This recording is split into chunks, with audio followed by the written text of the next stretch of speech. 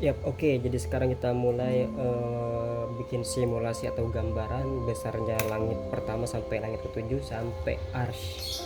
Dan ini dari ilmu yang gua tahu ya. Jadi kalau misalkan memang ada yang kurang atau ada yang salah, tolong dikoreksi biar kita sama-sama belajar nih. Oke, kita mulai dari langit pertama. Ini langit, nih misalnya ada langit pertama nih. Ini langit pertama. Di sini isinya bumi, planet-planet segala macam, miliaran bintang ya. Ini langit pertama. Oke, ini langit pertama beserta isinya. Di dalam penjelasan dikatakan bahwa si langit pertama ini, kalau seandainya dibandingkan dengan luasnya langit kedua, kayak ini langit kedua, maka si langit pertama ini itu eh, bagaikan gurun pasir, gurun pasir.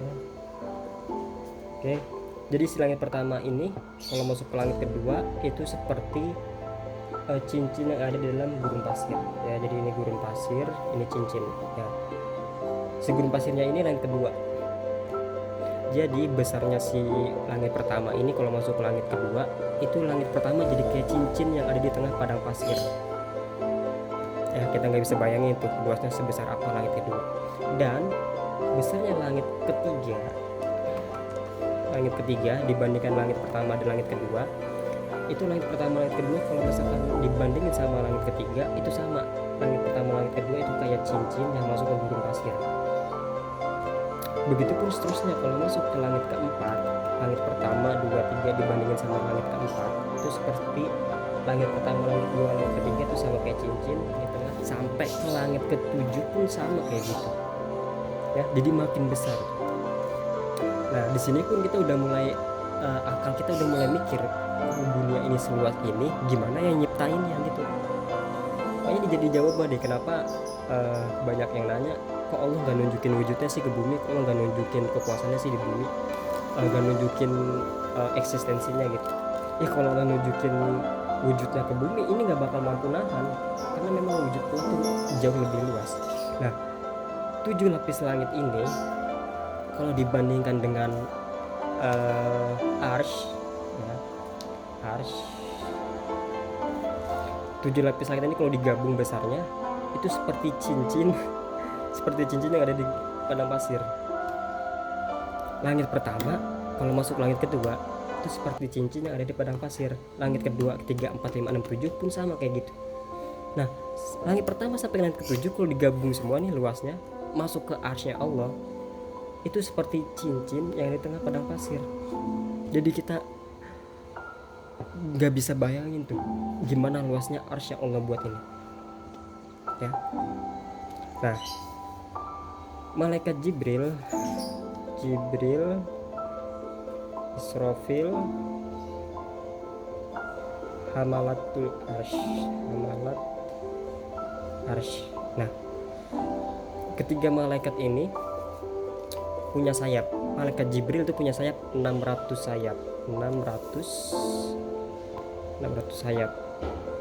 Oke. Nah, di hadis dikatakan bahwa malaikat Jibril, satu sayapnya malaikat Jibril ini kalau dibentangkan itu bisa nutup matahari yang ada di bumi. Jadi bisa ketutup nih matahari.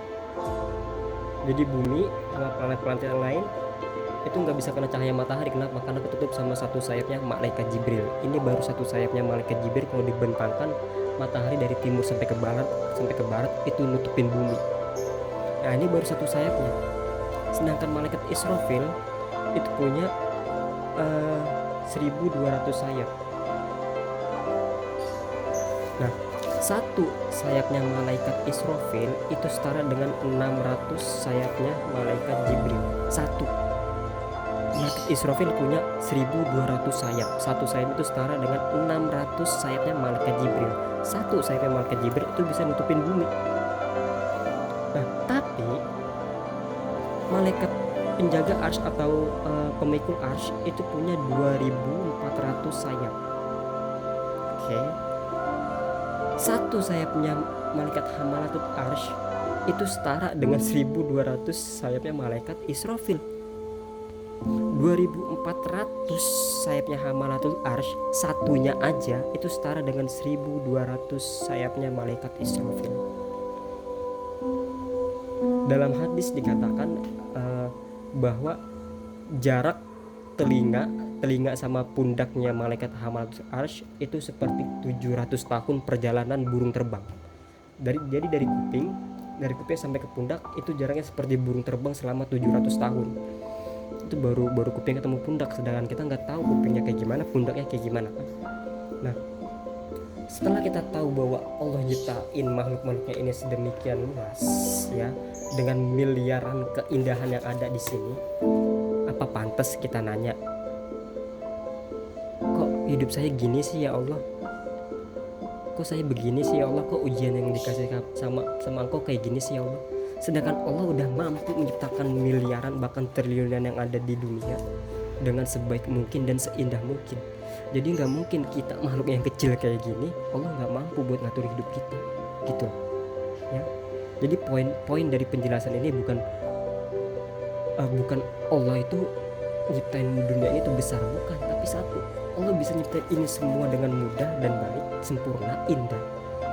Kenapa kita masih ragu kalau Allah tuh nggak mampu buat nyiapin takdir baik buat kita gitu? Kenapa kita masih buruk sangka kalau misalkan kita dikasih ujian?